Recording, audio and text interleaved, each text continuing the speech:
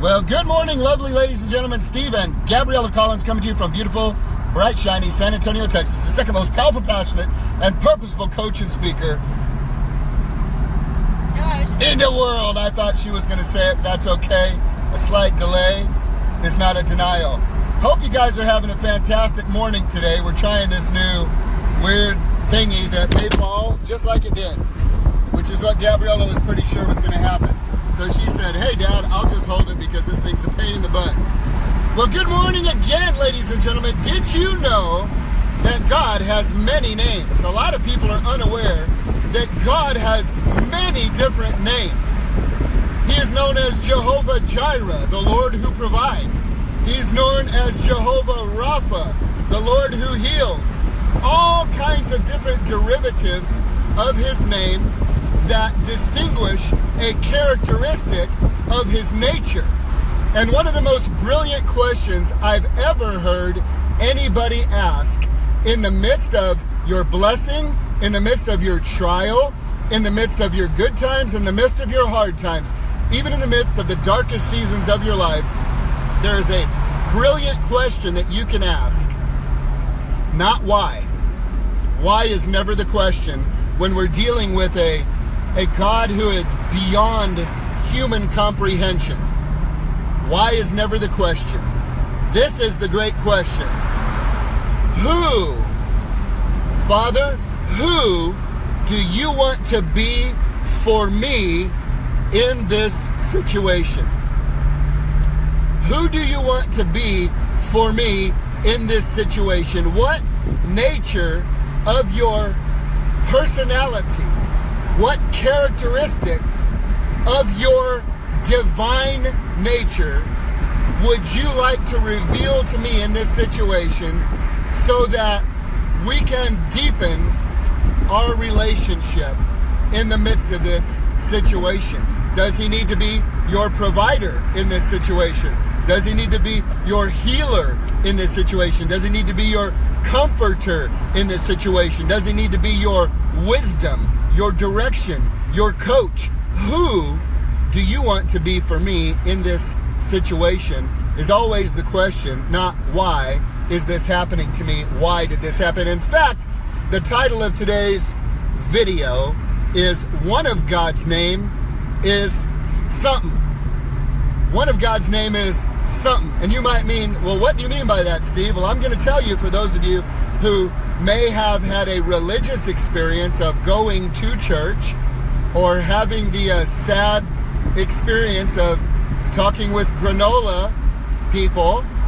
Remember what granolas are? They're fruits and flakes and nuts, ladies and gentlemen, not just in cereal. A lot of them are in church. It's a little scary. If you don't know a really weird Christian, you might be one, so watch out for that. Don't push anybody away from the things of God because you're goofy or uptight, all right? One of his names is something. And for those of you that are new to this experience, let me tell you what I mean by that. Have you ever made a major mistake? Did something really stupid? Said something you regret saying in the midst of an argument, and it occurred to you, man, something told me I shouldn't have done that. Something told me I shouldn't have said that. Man, something was telling me I shouldn't do that. Man, something was telling me I shouldn't have said that. Something told me I was going to have to pay for that. Ladies and gentlemen, that something is good Lord trying to help a brother out, trying to help a sister out. One of his names is something. When you are about to make a big decision, when you are in the middle of a heated conversation, when you are about to take an action that could have serious repercussions or consequences,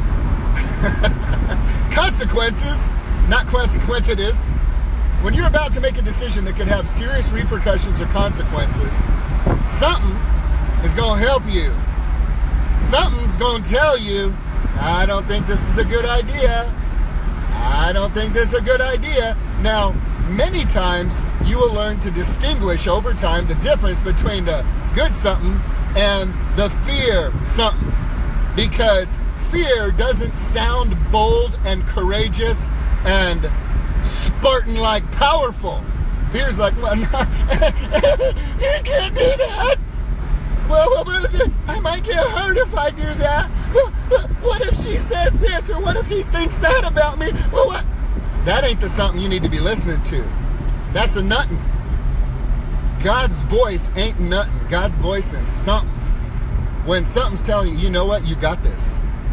You know what, you're going to get through this. You know what, you're going to make it.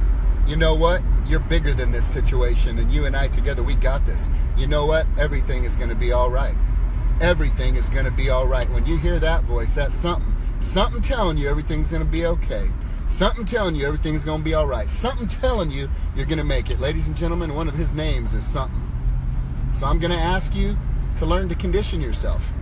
He has a great promise that says, my sheep hear my voice, and they won't listen to the voice of a stranger.